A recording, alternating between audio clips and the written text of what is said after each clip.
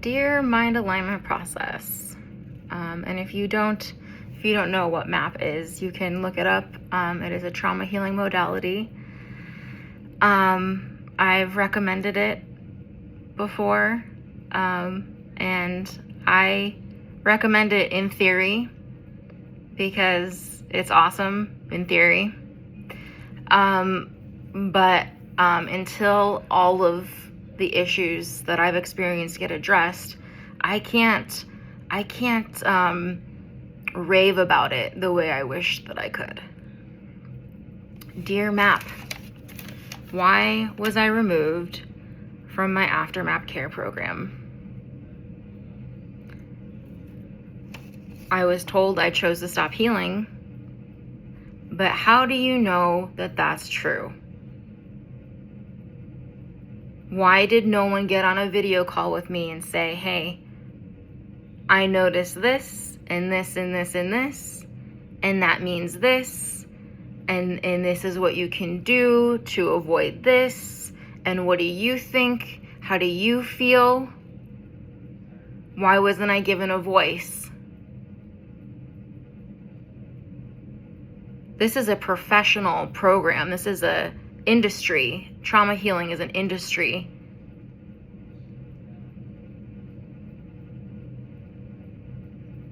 I don't believe that we should ever make assumptions like that. I don't think anyone should ever get kicked out of an After MAP care program, and especially not banned from the entire community and lose their entire support system while they're in the middle of healing trauma. Does that sound safe to you? Does that sound loving to you? Who made that call? Why are you guys not responding to my comments or my emails? Healing is a process. I was talking to someone recently and they're like, oh my God, you got removed in the middle of healing trauma? Trauma takes years to heal. It's not a just one and done thing. And I was like, yeah, that's how I feel too.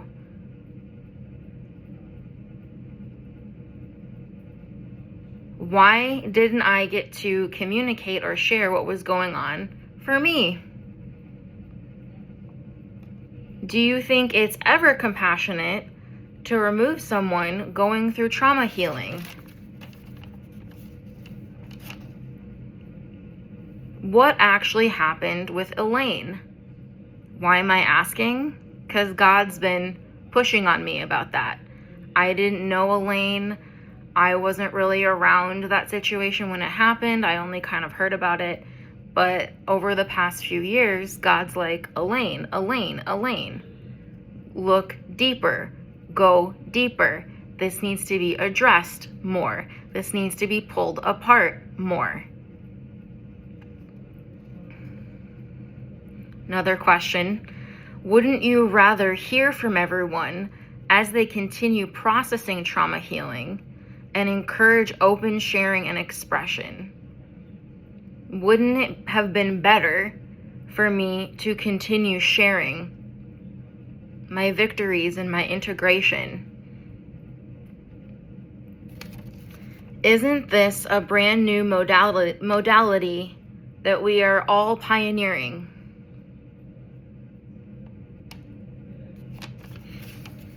Do you guys care about the fact that Carmel laughed at one of my traumatic memories during my last MAP session? Is anything being done about that? Is this communication are we telling all MAP practitioners that this happened? Are we talking about this? Are you here? Did you receive that email? So I work right now. I don't want to share too many details about it, but today my supervisor stopped me and had me re-listen to one of my calls that I had made. And I had to re-listen to the entire thing and do a self-assessment based on questions they asked And this was extremely thorough, guys. This was extremely thorough questionnaire. And the job that I'm doing in the grand scheme of things in life, the important and urgency level is pretty low. And I was so overwhelmed at how thorough I was having to be. I was like, is this kind of thoroughness in MAP too? I hope so. Do MAP practitioners ever rewatch the recorded sessions?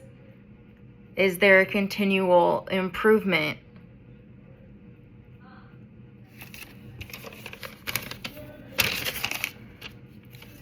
How serious and delicate is it to heal someone's trauma?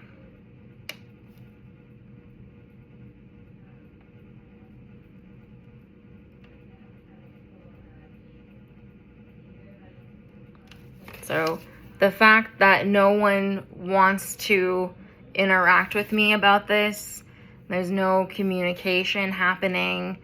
I'm being treated like I chose to stop healing and that's that. It's just not true. I am a spiritual healer and spiritual teacher by nature, by design. And if on some level there was something happening with my healing, why wasn't I given a chance to communicate and express? Why didn't anyone have like a professional conversation and be like, this is what I'm observing, this is why I'm saying this is how I know this, what is your perspective, what is going on with you? But even then, even if a conversation like that happened, and it was determined that someone really isn't healing anymore,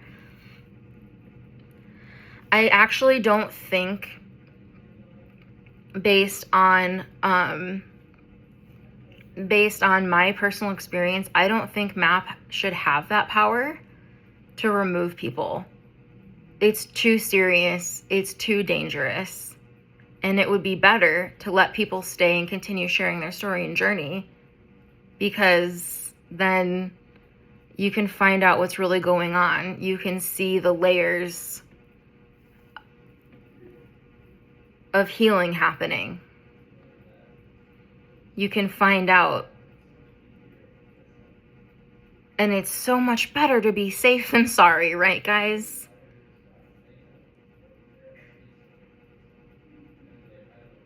I would have loved to continue sharing my continued process of integrating my trauma healing. I would have loved that. That would have been so cool. That would have been so rewarding for me.